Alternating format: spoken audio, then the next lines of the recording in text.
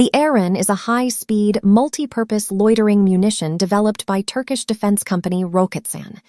It is designed as a missile-drone hybrid that can be launched from air, land, and sea platforms to engage both ground targets and low-speed aerial threats like drones.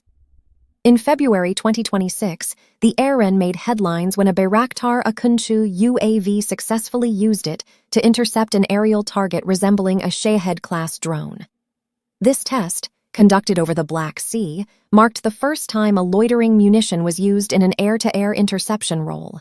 The EREN is a versatile weapon system intended for several roles: air-to-ground, striking armored vehicles and other ground targets; air-to-air, intercepting slow-moving targets such as helicopters and UAVs; multi-platform launch, capable of integration with UCAVs, like the Akinci, helicopters, armored ground vehicles, and naval platforms;